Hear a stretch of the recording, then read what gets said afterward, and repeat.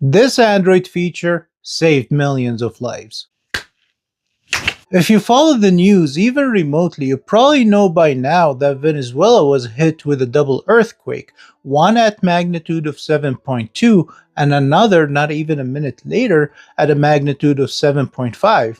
And here's a quick scale to let you know how devastating that is. And it is a devastating earthquake with thousands losing their lives and damage estimated in billions. But what if I told you this Android feature saved millions of lives because people with Android devices were being notified that an earthquake is coming, and many evacuated and went somewhere safe when they saw this notification, which resulted in saving millions of lives. So how does it work? So on every Android device, when you go to the settings and then you scroll down to safety and emergency right here, you're going to see many safety and emergency options such as your medical information, your emergency contact, your emergency SOS, but what saved many is down here, the earthquake alerts. And when you tap on it, you're going to see it enabled by default. And to explain how this works, let me put on my engineering hat. And here's my iron ring.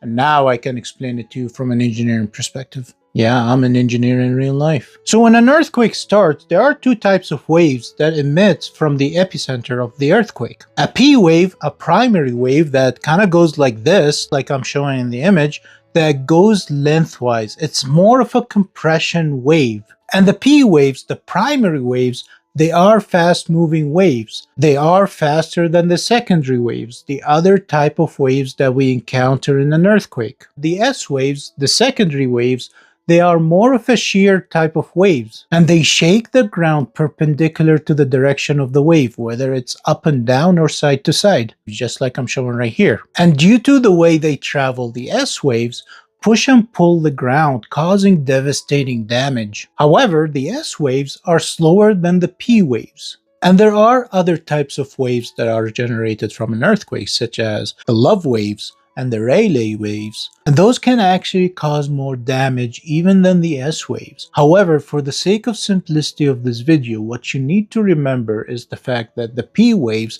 the primary waves, are the fastest traveling waves generated from an earthquake, and they cause the least damage as well. And now that we know a bit about earthquakes, we can move forward and talk about how Android detected that earthquake. And it all starts by Android detecting the P waves, the fastest traveling waves, using the accelerometer and other XYZ sensors embedded within every Android device. That information is then sent to Google Cloud Services, and when multiple devices in thousands if not millions send the same signal to Google Cloud Services, Google, using the magic of algorithm, determines that it's a sign of an earthquake.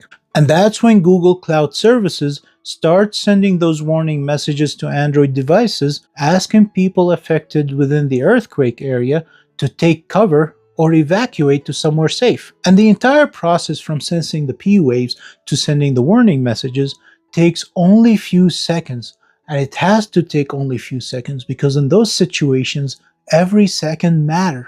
And Google estimate about 11.4 million Android devices received that warning message. And we all saw those videos about people seeing that warning message and then evacuating to safety, so it did save millions of lives. And unfortunately, Venezuela, the country, does not have any government-operated earthquake warning systems. In addition, Apple devices such as iPhones and iPads do not have the same crowdsourced network warning systems, which further limits the number of people who received a warning about the earthquake. And it is an unfortunate event that can happen to any country, and my thoughts and prayers to everybody affected by that earthquake.